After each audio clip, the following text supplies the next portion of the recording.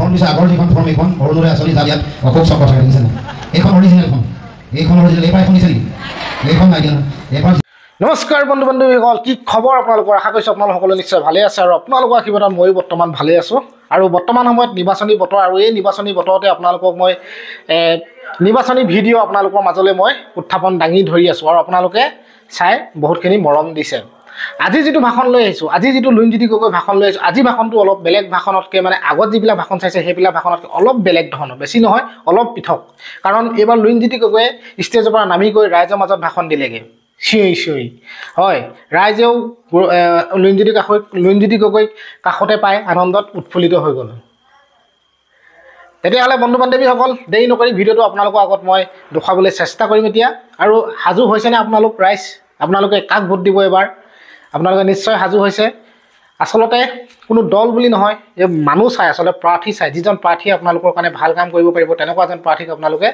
নিৰ্বাচিত কৰক সঁচাকৈ সময় থাকোঁতেই আমি অলপ সজাগ হ'বৰ হ'ল যিজনে ভাল কাম কৰিছে আপোনালোকৰ মাজত ৰাইজৰ মাজত যিসকলে ভাল কাম কৰি আহিছে সেইসকলক আপোনালোকে ভোট দিব আৰু আপুনি সেইজন প্ৰাৰ্থী জিকিবই যিজনে আচলতে ভাল কাম কৰি আহিছে আমাৰ সমাজৰ কাৰণে দুখীয়াৰ কাৰণে যিজনে আচলতে কাম কৰিছে নহয় জানো বা যি কি নহওক তেনেকুৱা এজন প্ৰাৰ্থী আপোনালোকে নিৰ্বাচিত কৰক আৰু যাব সকলো কোনেও ভোট নিদিয়াকৈ নাথাকিব যে মই আমুক পোৱা নাই তামুক পোৱা নাই বুলি আপোনালোকে ঘৰতে মন মাৰি নাথাকিব কাৰণ আপোনালোকৰ ভোট দিয়াটো সকলোৰে অধিকাৰ গতিকে আপোনালোকৰ সেই অধিকাৰ আছে যিহেতু ভোট দিয়া অধিকাৰ আছে আপোনালোকে নিজৰ মতে নিজৰ পচন্দ মতে এজন উপযুক্ত প্ৰাৰ্থীক নিৰ্বাচিত কৰিব বা যি কি নহওক ভিডিঅ'টো চাওক আপোনালোকে আৰু নতুনকৈ যদি কোনোবা মোৰ চেনেলটোলৈ আহিছে চেনেলটোত এটা লাইক আৰু চেনেলটো ছাবস্ক্ৰাইব কৰিবলৈ আপোনালোকে নাপাহৰিব চাওক আপোনালোকে অসমৰ বিৰুদ্ধে অসমীয়া মানুহৰ বিৰুদ্ধে বিজেপিয়ে যি জাতিধ্বংসী সিদ্ধান্ত গ্ৰহণ কৰিছে তাৰ বিৰুদ্ধে ইয়াত সকলোৱে একেলগে প্ৰতিবাদ সাব্যস্ত কৰিছে গতিকে আজি ৰাইজৰ সেই সকলো কথা মনত আছে ৰাইজে এই কথা পাহৰি যোৱা নাই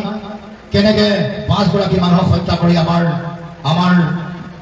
ৰাইজৰ ওপৰত অসমৰ ওপৰত এখন ভয়াৱহ আইন থাপি দিছে গতিকে আজি ৰাইজৰ পৰা মই সকলোৰে পৰা মই আশীষ বিচাৰি কৈছোঁ যে আমাৰ জাতিটোক অন্যায় কৰা যিগৰাকী ব্যক্তি আটাইতকৈ বেছি অন্যায় কৰা যিগৰাকী ব্যক্তি সৰ্বানন্দ সোণোৱাল বিজেপিৰ প্ৰাৰ্থী গতিকে ৰাইজ আমি বিগত সময়ছোৱাত আমাক অন্যায় কৰা এই নেতাসকলৰ বিৰুদ্ধে এইবাৰ আমি সকলোৱে নিৰ্বাচনত যুঁজিব লাগিব সেইকাৰণে এইবাৰ নিৰ্বাচন কেৱল মাত্ৰ বিজেপিৰ প্ৰাৰ্থীগৰাকীৰ লগত লুইনজ্যোতি গগৈৰ নিৰ্বাচন নহয় এই নিৰ্বাচন বিজেপিৰ প্ৰাৰ্থীগৰাকীৰ লগত ডিব্ৰুগড় লোকসভা সমষ্টিৰ সংগ্ৰামী ৰাইজৰ এইবাৰ এই নিৰ্বাচনৰ যুঁজ গতিকে আপোনালোকে সকলোৱে সেই কথা চিন্তা কৰি আমি এই নিৰ্বাচনত অংশগ্ৰহণ কৰিব লাগিব কাৰণ আমি দেখিছোঁ যে এই বিজেপি দলটোৱে আমাক কেনেকৈ বিভিন্ন ধৰণে অন্যায় কৰিছে কেনেকৈ আমাৰ মানুহৰ মাজত কেনেকৈ তেওঁলোকে বিভাজন আনিছে কেনেকৈ মানুহৰ মাজত সাম্প্ৰদায়িক পৰিৱেশ সৃষ্টি কৰিছে কেনেকৈ আমাৰ সাধাৰণ মানুহৰ জীৱন জীৱিকা এইটো মানুহে ভালকৈ আগবঢ়াই লৈ যাব নোৱাৰা এটা পৰিৱেশ সৃষ্টি কৰিছে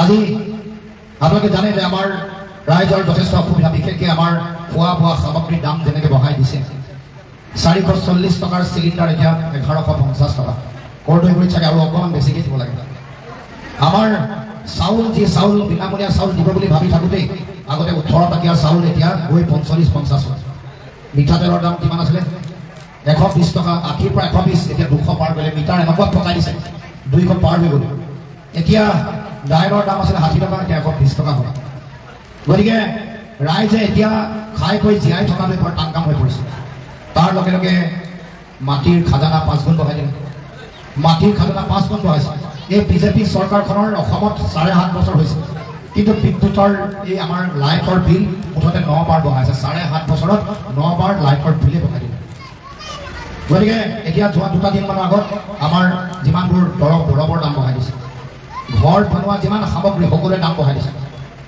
কৰ কাটল সদায় লগাই আছে কৰ কাটল বঢ়াই আছে বিভিন্ন কৰ কাটল আমি দি থাকিব লাগে পেট্ৰল ডিজেলৰ দাম বাঢ়িছে গতিকে এতিয়া আমাৰ সাধাৰণ মানুহ এতিয়া জীয়াই থকাটো সাংঘাতিক টান হৈ পৰিছে গতিকে ৰাইজ এইবাৰ সেইকাৰণে ৰাইজে ইয়াৰ উত্তৰ দিব লাগে এই যে আমাৰ সাধাৰণ ৰাইজক যে অন্যায় কৰিছে অত্যাচাৰ কৰিছে এই যে কাজ আপি দিলে এই যে 5 গৰাকী মানুহক হত্যা কৰিলে এই যে কাজ আপি দি আমাৰ এই অঞ্চলৰ মানুহৰ নিজৰে মাটি বাৰী নাই ইয়াত গৰাখহনীয়াত আক্ৰান্ত হৈ ইয়াত পৰিয়াল কিমান এতিয়াও গৃহহীন হৈ আছে 24টা পৰিয়াল 3 নং কৰ্দৈগুৰিত এতিয়াও আছে এতিয়া 18টা কাঁইটীয়া শিবিৰত এতিয়াও মানুহ এতিয়াও শিবিৰত আছে আমাৰ নিজৰ মানুহৰে ঘৰ বাৰী নাই নিজৰ মানুহকে মাটি ভেটি দিয়া নাই কিন্তু কা জাপি দি 43 বছৰৰ বিদেশী আনি অসমত জাপি দি অসমত নাগৰিকত্ব দি আমাৰ মাটি ভেটি তেওঁলোকক দিবলৈ ওলাইছে গতিকে এই কথা আমাৰ প্ৰতি অসমৰ প্ৰতি অন্যায় হয় নহয়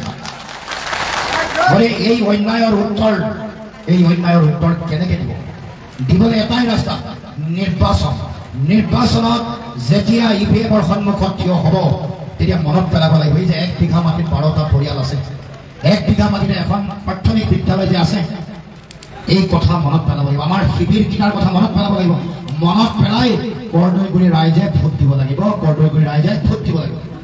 গতিকে ৰাইজ আমি এই কথাবোৰ কোনেও পাহৰি যোৱা নাই কেনেকৈ আমাৰ আইৰ মুখৰ ভাষা কাঢ়ি লৈ যাবলৈ কেনেকৈ তেওঁলোকে ষড়যন্ত্ৰ কৰিছে কেনেকৈ আমাৰ মাটি ভেটি বেলেগক দিবলৈ পাইছে কেনেকৈ আমাৰ চাকৰি বাকৰি তাৰমানে তেওঁলোকৰ বিদেশী তেওঁলোকৰ 10 লাখ বিদেশীও যদি তেওঁলোকক নাগৰিকত্ব দিয়ে তেওঁলোকৰ নিজৰ মাজতে যদি বিয়াও হয় তেওঁলোকে 5 লাখ পৰিয়ালৰ যদি এগৰাকীকেও যদি ল'ৰা বা ছোৱালীৰ জন্ম হয় তেতিয়াহ'লে চাকৰি বাকৰি কাৰ দিব চাকৰি বাকৰি আপোনাৰ মোৰ নিব চাকৰি বাকৰি আপোনাৰ মোৰ লৈ যাব যি সময়ত আমাৰ চাকৰি আমাৰ ল'ৰাই চাকৰি নাপায় ইয়াত আমাৰ এই অঞ্চলৰ যিবোৰ বিদ্যালয় আছে আজিলৈকে চৰকাৰী হোৱা নাই আমি যিখন ফিল্ডত আমি আজি মিটিং কৰিছোঁ এই কৰদৈগুৰি হাইস্কুল আজিলৈকে চৰকাৰী নকৰি এইখন স্কুল আজিলৈকে চৰকাৰী হোৱা নাই আজিলৈকে যিখন জকাই এম ই স্কুল আছিল নাই কৰদৈগুৰি গাৰ্লছ যিখন এম বি স্কুল আছিল এইখন আজিলৈকে চৰকাৰী নাই হোৱা এনেকুৱা বহুত স্কুল আছে বহুত বিদ্যালয় আছে যিবোৰ আজিলৈকে চৰকাৰী কৰা নাই বহুত বন্ধ হৈ গৈছে গতিকে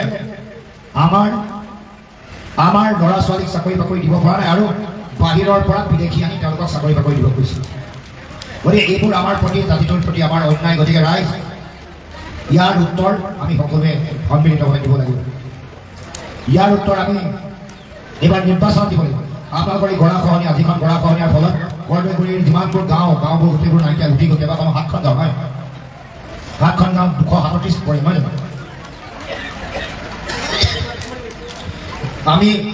মই গৰাখহনীয়া চাবলৈ গৈছিলোঁ আগৰ য'ত আছিলে গৰা মাথৰি য'ত আছিলে তাৰ পৰা প্ৰায় 1-1.5 কিলোমিটাৰ 2 কিলোমিটাৰ ভিতৰতে সোমাই আহিলে নহয় গতিকে আজি আমাৰ ৰাইজে গৰাখহনীয়াৰ বিৰুদ্ধে যুঁজি থাকিব লগা হৈছে কিন্তু এই যে যিসকল ব্যক্তি এইবাৰ বিজেপিৰ দলৰ পৰা তেওঁলোকে প্ৰাৰ্থী দিছে তেওঁলোক যেতিয়া মুখ্যমন্ত্ৰী হৈ আছিল তেওঁলোকে কৈছিল যে বান গৰাখহনীয়া সমস্যাৰ আমি সমাধান কৰিম এইটো ৰাষ্ট্ৰীয় সমস্যা হিচাপে ঘোষণা কৰিম আমাৰ 6টা জনগোষ্ঠীৰ জনজাতিকৰণ কৰিম মৰাণ মটক আহোম চুতীয়া আমাৰ চাহ জনগোষ্ঠী কোচ এই 6টা জনগোষ্ঠীৰ জনজাতিকৰণ কৰিম বুলি কৈছিল কিন্তু তেওঁলোকে এই যি প্ৰতিশ্ৰুতি দিছিল এটা প্ৰতিশ্ৰুতি তেওঁলোকে পালন কৰিব নোৱাৰিলে পালন নকৰি তেওঁলোকে আমাক বাৰে তেওঁলোকে ঠকি আহিছে গতিকে ৰাইজ এইবাৰ ইয়াৰ উত্তৰ আপোনালোকে নিৰ্বাচনত দিব লাগিব 6টা জনগোষ্ঠী জনজাতিকৰণ কৰিম বুলি চৰকাৰ অহাৰ 6 মাহৰ ভিতৰত তেওঁলোকে কৈছিল যে আমি 6 মাহৰ ভিতৰতে 6টা জনগোষ্ঠীক জনজাতিকৰণ কৰিম কিন্তু আমি দেখিলোঁ যে চৰকাৰ গ'ল মুখ্যমন্ত্ৰী সৰ্বানন্দ সোণোৱালৰ কাৰ্যকাল 5 বছৰ শেষ হ'ল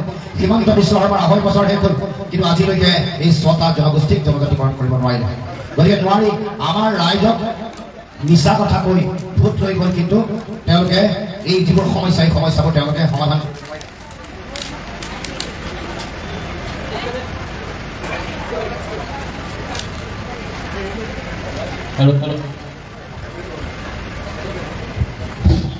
গতিকে ৰাইজ এতিয়া আপোনালোকক ভোট ল'বৰ কাৰণে এতিয়া ওলাইছে হয় নহয় এইকেইদিন আগত গোটেই আঁচনি বিলাই আছে বোলে অৰুণোদয় আঁচনি বিলাইছে নাই আজি বোলে আপোনালোকক ফটো মাৰিবৰ কাৰণে 10টা বজাৰ পৰা 2টা বজাত কি হৈছে হয় নহয় গোটেই গৃহবন্দী কৰিছে আমাৰ মহিলাসকলক গৃহবন্দী হৈ গৈছে আৰু ৰাইজ এই যে ফৰ্ম যিখন দিছে এইখন ফৰ্ম নকলি 2 নম্বৰ ফৰ্ম বুলি গম পাই নাপায় কেতিয়া গম পাইছে আজি নে আগতে গম পাইছে সেইকাৰণে গোটেই আমাৰ আইসকল আহিছে ৰাইজে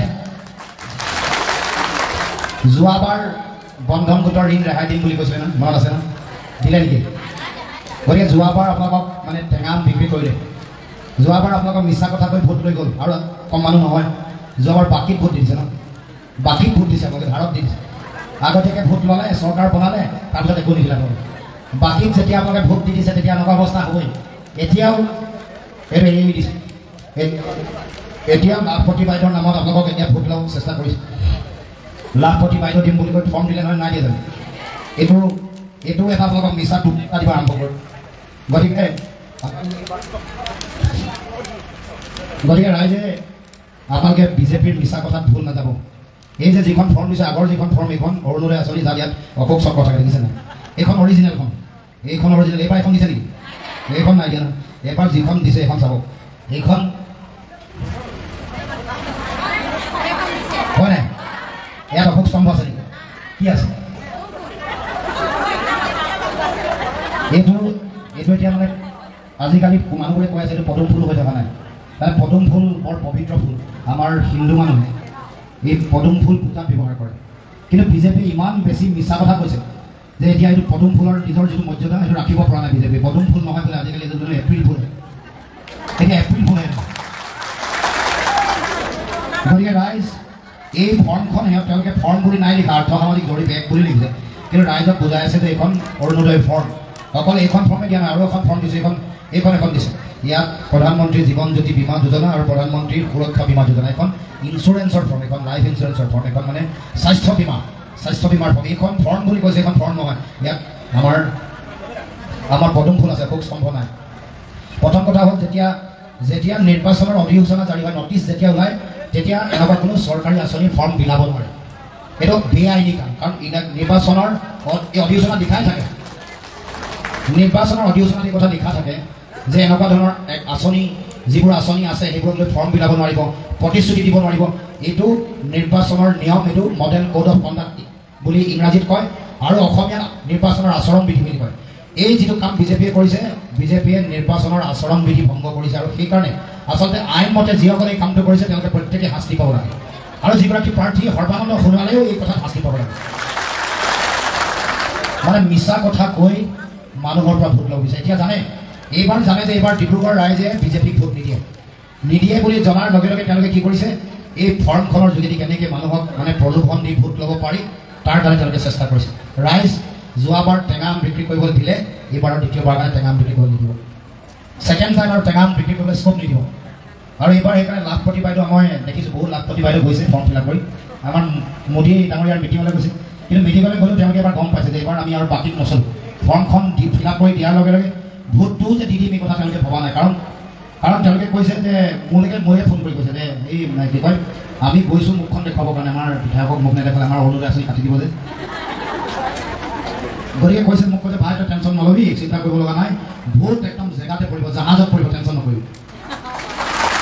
কাৰণ ৰাইজে বুজি পাইছে যে এইবোৰ মিছা প্ৰতিশ্ৰুতি, কেৱল মাত্ৰ ভোট ল'বৰ কাৰণে এইবোৰ চিন্তা। বন্ধন গোটৰ ঋণ ৰেহাই দিম বুলি কৈ আমাৰ ৰাইজক নিদিলে। এই অঞ্চলৰ ৰাইজে প্ৰতিবাদ আৰম্ভ কৰিছে, মই জানো বিভিন্ন স্থানত প্ৰতিবাদ সাব্যস্ত হৈছে। গতিকে এইবাৰো তেওঁলোকে এনেকৈ মানুহক ঠগিবলৈ, মিছা কথা কৈ ভোট ল'বলৈ আহিব। তেওঁলোকে যিবোৰ কাম কৰিব লাগিছিলে একো কৰিব পৰা নাই। এতিয়া আমাৰ এই অঞ্চলৰ মানুহে, আমাৰ চাহ খেতি আছে, ক্ষুদ্ৰ চাহ খেতিয়ক, এতিয়া ক্ষুদ্ৰ চাহ খেতিয়কসকলকো তেওঁলোকে পেটে ভাতে মাৰিবলৈ ওলাইছে। এতিয়া আমাৰ চাহ বাগিচাৰ যিবোৰ চাহপাত বিক্ৰী কৰিবলৈ বন্ধ কৰিছে, আপোনালোকে জানে, বটলি ফেক্টৰী বন্ধ কৰিব লগা হৈছে। আৰু তালৈ গ'লে মানে চাহপাত বিক্ৰী কৰিব নোৱাৰা হৈছে, এইবোৰ বোলে অৰ্গেনিক নহয়। আৰু অৰ্গেনিক হ'বলৈ হ'লে আগতে তোমালোকে কোৱা নাছিলা কিয়? অতদিনে আমি এইবোৰ চাহ বাগানৰ চাহপাত বিক্ৰী কৰি আমি অসমৰ অৰ্থনীতি শক্তিশালী কৰিছোঁ, ৰাজ্যখন আমি ধনী কৰিছোঁ। ভাৰতবৰ্ষৰ ভিতৰত 52% চাহপাত আমি অকলে উৎপাদন কৰোঁ। আমাৰ ক্ষুদ্ৰ চাহ খেতিয়কসকলে 40% চাহপাত উৎপাদন কৰে। তাৰ পাছত আমাৰ চাহ খেতিয়কসকলকে এনেকৈ অন্যায় কৰিছে। গতিকে ৰাইজ, এই অন্যায়ৰ আমি উত্তৰ দিব লাগিব। আমাৰ জীৱন জীৱিকা তেওঁলোকে ধ্বংস কৰিবৰ কাৰণে উঠি পৰি লাগিছে। এই ব্যক্তিগৰাকী, আমাৰ যিগৰাকী প্ৰাৰ্থী পঠাইছে, এই প্ৰাৰ্থীগৰাকী আমাৰ জাতিটোক বিভিন্ন ধৰণে অন্যায় কৰিছে। তেওঁ আৰু বিভিন্ন ধৰণৰ কাম কাজ তেওঁ আজিলৈকে কৰিব পৰা নাই। যেনে এটা উদাহৰণ মই দিব কৈছোঁ, আপোনালোকে জানি আচৰিত হ'ব আৰু খঙো উঠিব, মোৰো খং উঠে। তেওঁৰ ঘৰৰ ওচৰত, তেওঁৰ ঘৰৰ পৰা 7 কিলোমিটাৰ দূৰত আমাৰ এখন বিশ্ববিদ্যালয় পাতিবলৈ তেওঁ কেবিনেটত সিদ্ধান্ত গ্ৰহণ কৰিলে। বিশ্ববিদ্যালয়খনৰ নাম শ্ৰী শ্ৰী অনিৰুদ্ধদেৱ ক্ৰীড়া বিশ্ববিদ্যালয়। আমি সকলোৱে ভাল পাইছিলোঁ যে আমাৰ এগৰাকী অসমীয়া জাতীয় জীৱনৰ এগৰাকী মহাপুৰুষ শ্ৰী শ্ৰী অনিৰুদ্ধদেৱৰ নামত এখন বিশ্ববিদ্যালয় হ'ব। আমাৰ মন মানে আনন্দৰে নভৰা হৈছে। কিন্তু যেতিয়া দেখিলোঁ যে এই কেবিনেটৰ সিদ্ধান্ত আধাৰশিলা স্থাপন কৰিলে, কিন্তু এটা বছৰ গ'ল, 2টা বছৰ গ'ল, এই শ্ৰী শ্ৰী অনিৰুদ্ধদেৱ ক্ৰীড়া বিশ্ববিদ্যালয়ৰ নামত এশৰ পৰা মাটি নপৰিলে, আজিও মাটি পৰা। তাৰমানে এই বিশ্ববিদ্যালয়খন বনাম বুলি আমাৰ ৰাইজক, আমাৰ ডিব্ৰুগড়ৰ ৰাইজক, অসমৰ ৰাইজক আভুৱা পাইছে, মিছা কথা ক'লে। মই কৈছোঁ যে যদিহে তোমালোকে বিশ্ববিদ্যালয় বনাব নোৱাৰে, তেতিয়াহ'লে নামটো অন্ততঃ শ্ৰী শ্ৰী অনিৰুদ্ধদেৱৰ নামত দিব নালাগিছিল। অসম ক্ৰীড়া বিশ্ববিদ্যালয় দি যদি আজিলৈকে কাম নহ'ল হ'লে তেতিয়াও আমি ইমান ক'ব লগা নাছিল। কিন্তু যেতিয়া এগৰাকী মহান গুৰুৰ নাম যেতিয়া ইয়াৰ লগত জড়িত হ'ল তেতিয়াহ'লে সৰ্বানন্দ সোণোৱাল ডাঙৰীয়াৰ দায়িত্ব আছিল যে এইখন বিশ্ববিদ্যালয় সম্পূৰ্ণ কৰা, এই বিশ্ববিদ্যালয়খন সৰ্বাংগ সুন্দৰকৈ গঢ়ি তোলা। গতিকে আজি মই অনুভৱ কৰোঁ যে এই বিশ্ববিদ্যালয়খন সম্পূৰ্ণ নকৰা বা আৰম্ভ নকৰা কথাটোৰ যোগেদি শ্ৰী শ্ৰী অনিৰুদ্ধদেৱক সৰ্বানন্দ সোণোৱাল ডাঙৰীয়াই অপমান কৰিছে। এইটো এটা সহ্য কৰিব নোৱাৰা এটা কথা বা ঘটনা। গতিকে মই আগতেও কৈছোঁ যে এনেকুৱা ধৰণৰ কাম কৰিব নালাগে। আমাৰ মহাপুৰুষ শ্ৰীমন্ত শংকৰদেৱৰ নামত যদি এখন বিশ্ববিদ্যালয় বনায় আৰু সেইখনত যদি এচপৰাও মাটি নিদিয়ে তেতিয়াহ'লে এইটো কথা অপমানজনক হ'বনে নহয় কওক? আমি যদি সৰ্বানন্দ সিংহৰ নামত এখন ষ্টেডিয়াম বনাওঁ, ষ্টেডিয়ামখনৰ নামত যদি এচপৰাও মাটি নিদিওঁ এইটো সৰ্বানন্দ সিংহৰ প্ৰতি অপমান হয়নে নহয় কওক? স্বৰ্গদেউ চাউলুং চুকাফাৰ নামত যদি এখন বিশ্ববিদ্যালয় বনাওঁ তাত যদি এচপৰাও মাটি আমি নিদিওঁ আৰু নবনাওঁ সেই বিশ্ববিদ্যালয় তেতিয়াহ'লে আমাৰ স্বৰ্গদেউ চাউলুং চুকাফাৰ প্ৰতি এয়া অপমান হয়নে নহয় কওক? গতিকে ৰাইজ এই অপমান আমাৰ সকলোৰে হৃদয়ত লাগিছে আৰু মই ভাবোঁ যে ৰাইজেও ইয়াৰ উত্তৰ নিৰ্বাচনত দিব। এই অপমান আমাৰ জাতীয় জীৱনৰ এই মহান এই গুৰুজনকে কৰা নহয়, এই অপমান অসমৰ জাতীয় জীৱনৰ প্ৰতিগৰাকী স্বাভিমানী খিলঞ্জীয়া থলগিৰি অসমীয়া মানুহকো এই অপমান কৰিছে। গতিকে ৰাইজ দীঘলীয়া কথা নকওঁ, আপোনালোকৰ সকলোৰে পৰা মই আশীৰ্বাদ বিচাৰিছোঁ। যিসকলে অতদিনে আপোনালোকৰ হৈ যুঁজিব নোৱাৰিলে, তাহ জাপি দিওঁতে মনে মনে থাকিলে, 5গৰাকী গুলীয়াই হত্যা কৰোঁতে মনে মনে থাকিলে, কিন্তু মই আপোনালোকক কৈছোঁ যে মই দিল্লীলৈ যোৱাৰ পাছত আপোনালোকৰ যিবোৰ বিষয়, যিবোৰ জাতীয় প্ৰশ্ন সেইবোৰ দিল্লীত উত্থাপন কৰিম আৰু সেইবোৰৰ হৈ যুঁজিম আৰু মই অধিকাৰ আজৰি আনিম। এই কথা আপোনালোকে সকলোৱে জানে মই বহু দিনৰ পৰাই মই যুঁজি আছিলোঁ, এতিয়াও যুঁজি আছোঁ আৰু আহি থকা দিনসমূহতো মই অসমৰ কাৰণে, অসম মাতৃৰ কাৰণে, অসমৰ মানুহৰ ন্যায় প্ৰতিষ্ঠাৰ কাৰণে মই যুঁজি থাকিম যেতিয়ালৈকে মই জীয়াই থাকিম। এবাৰ কথা ক'লোঁ যেতিয়া কথা ইফাল সিফাল নহয়, ক'লোঁ নহয় এবাৰ কথা দিলোঁ, ৰাইজক কথা দিলোঁ যে মই জাতীয়তাবাদৰ আদৰ্শৰে মই আগবাঢ়িম। ইফাল সিফাল নাই হোৱা, ইফাল সিফাল নহয়। এবাৰ কথা দিয়াৰ পিছত প্ৰাণ গ'লেও মোৰ বচন নাযায়। মই আপোনাক কৈছোঁ প্ৰাণ গ'লেও মোৰ বচন নাযায় আৰু যিমান দিন জীয়াই থাকিম সিমান দিনলৈকে অসমীয়া জাতিৰ কাৰণে, জাতীয়তাবাদৰ কাৰণে মই যুঁজি থাকিম। আৰু এবাৰ মই দেখিছোঁ যে ৰাইজৰ যিমান উৎসাহ উদ্দীপনা, ৰাইজৰ যিমান শক্তি বাঢ়িছে, ৰাইজৰ শক্তি দেখি মোৰ আত্মবিশ্বাস বাঢ়িছে যে এইবাৰ আমি নিৰ্বাচনত আমি সকলোৱে একেলগে যুঁজিম আৰু এইবাৰ আমি নিৰ্বাচন জিকিম। ৰাইজ এইবাৰ নিৰ্বাচন এইবাৰ যিমান ডাঙৰ ডাঙৰ নেতা কালিৰ পৰা অহা আৰম্ভ কৰিছে, গোটেই ৰথী মহাৰথী ফিল্ডত নমাই দিছে। মই কৈছোঁ একো কাম নহ'ব। এইবাৰ ৰাইজেহে সিদ্ধান্ত ল'ব। এফালে বিজেপি প্ৰাৰ্থীগৰাকী, আনফালে লুৰিণজ্যোতি গগৈ নাই, আনফালে ৰাইজ আছে, জনতা আছে, সংগ্ৰামী ৰাইজ আছে। তেওঁলোকে চকুৰ আগত দেখিছে অন্যায়, দেখিছে তেওঁলোকে কেনেকৈ আমাৰ খাটি খোৱা গাঁৱৰ মানুহ, কৃষক, আমাৰ খাটি খোৱা জনতাক কেনেকৈ অন্যায় কৰা হৈছে এইবোৰ দেখিছে আৰু তাৰ উত্তৰে এইবাৰ নিৰ্বাচনত দিব। গতিকে ৰাইজ 19 তাৰিখে সকলোকে আহ্বান জনাইছোঁ, দলে বলে ওলাই আহিব। অকল নিজৰ ভোট দিলে নহ'ব, নিজৰ পৰিয়াল, নিজৰ বংশ, নিজৰ মিতিৰ কুটুম, নিজৰ জীয়ৰী মিতিৰ সকলোকে আপোনালোকে যোগাযোগ কৰিব লাগিব। হয় লগ কৰক, নহয় টেলিফোন কৰি হ'লেও কওক যে জাতিৰ সংকটৰ সময়ত যিসকলে জাতিক অন্যায় কৰিছে তাৰ উত্তৰ এইবাৰ নিৰ্বাচনত দিব লাগিব আৰু তেওঁলোকক অসমৰ মাটিৰ পৰা পুলিয়াই পোখাই উৎখাত কৰাৰ দায়িত্ব প্ৰত্যেকে ল'ব লাগিব। গতিকে ৰাইজ সকলো ওলাই আহি জাহাজ চিন, আমাৰ চিনটো সকলোৱে গম পাইছে, নজনা কোনোবা আছে নেকি? পানী জাহাজ বুলি গম পায় নহয়, আমাৰ গাঁৱত সকলোৱে গম পাইছে। আমাৰ যিমান ডিব্ৰুগড় লোকসভাৰ যিমান গাঁও অঞ্চলসমূহত ৰাইজে সকলোৱে গম পাইছে, নোপোৱাকৈ থকা নাই। বিজেপিয়ে খুব প্ৰচাৰ চলাইছে যে এই চিনটো চিনিয়ে নাপাব গাঁৱৰ ৰাইজে। ভয় হয় তেওঁলোকৰ, কেনেকৈ মানুহক খেলি মেলি কৰি দিব পাৰে নেকি চেষ্টা কৰে। মই আপোনালোকক এটাই অনুৰোধ জনাইছোঁ, আমাৰ গাঁৱত খালি ভোট দানৰ হাৰটো কম হয়, ভোট দানৰ হাৰটো অলপ কম হয়। আমাৰ মানুহে বৰষুণ দিলেও নাযায়, বেছিকৈ ৰ'দ দিলেও নাযায়, বৰ দীঘলীয়া লাইন পাতিব লগা হ'লেও নাযায়। গতিকে এইবাৰ কিন্তু আপোনালোকে তেনেকুৱা কাম নকৰিব। এইবাৰ সকলোৱে 95% ভোটৰ 95%ৰ ওপৰত ভোট দিব লাগিব। 100 জনৰ ভিতৰত 95 মিনিমাম 95জনী মানুহে 95গৰাকী মানে ভোট দিব লাগিব, মিনিমাম 95%। আৰু যদি আপোনালোকে সকলোৱে সিদ্ধান্ত লয় যে আমি সকলোৱে 90শতাংশতকৈ ওপৰত 95শতাংশলৈকে যদি গাঁৱৰ মানুহে ভোট দিয়ে, মই আপোনালোকক কৈছোঁ যে সৰ্বানন্দ সোণোৱাল বাদ দিয়ক, হিমন্ত বিশ্ব শৰ্মা বাদ দিয়ক, নৰেন্দ্ৰ মোদী আহিলেও ডিব্ৰুগড় লোকসভা লুৰিণজ্যোতি গগৈ ঘূৰাব পাৰিব। যদি আমাৰ ৰাইজ ওলাই আহে, ৰাইজে যুঁজিবলৈ সাজু হৈ আছে, যুঁজ হ'ব 19 তাৰিখে আৰু যুঁজ হ'ব অসমীয়া মানুহৰ অস্তিত্ব ৰক্ষাৰ যুঁজ, যুঁজ হ'ব নিজৰ মাটি ভেটি ৰক্ষাৰ যুঁজ, যুঁজ হ'ব আমাৰ দেশৰ সুৰক্ষিত ভৱিষ্যত নিশ্চিত কৰা যুঁজ, এই যুঁজ হ'ব আমাৰ ৰাজনৈতিক ক্ষমতাৰ অধিকাৰ যাতে আমি নিজে নিজৰ হাতত বাদ জড়ি যাতে ৰাখিব পাৰোঁ তাৰ যুঁজ। গতিকে এই যুঁজত আপোনালোকৰ সকলোৰে অংশগ্ৰহণ বিচাৰোঁ। আৰু এইবাৰ 19ৰ নিৰ্বাচনত জয় হ'লে ৰাইজৰ জয় হ'ব, জয় হ'লে অন্যায়ৰ বিৰুদ্ধে ন্যায়ৰ জয় হ'ব, অনীতিৰ বিৰুদ্ধে নীতিৰ জয় হ'ব। আৰু অসমৰ মানুহে এটা ডিব্ৰুগড় লোকসভাৰ ৰাইজে সমগ্ৰ অসমবাসী ৰাইজৰ এটা শক্তিশালী বাৰ্তা প্ৰেৰণ কৰিব। ডিব্ৰুগড় লোকসভাৰ ৰাইজৰ যিটো সংগ্ৰামী শক্তি, যিটো সংগ্ৰামী চেতনা, সেইটো এতিয়াও বুকুত আছে, এইটো এতিয়াও জাগৃত হৈ আছে। এই চেতনাক কেতিয়াও কোনো শক্তিয়ে বন্দুক বাৰুদ গুলি ভয় ভাবুকি কোনেও কেতিয়াও সেইটো সেই চেতনা কেতিয়াও দবাই পেলাব নোৱাৰে, কেতিয়াও দবাই ৰাখিব নোৱাৰে। গতিকে সকলোকে কৈ মই সকলোকে শ্ৰদ্ধা জনাই সকলো ৰাইজৰ আগৰ পৰা আশীৰ্বাদ বিচাৰি মই মোৰ বক্তব্য সামৰণি মাৰিছোঁ। ধন্যবাদ।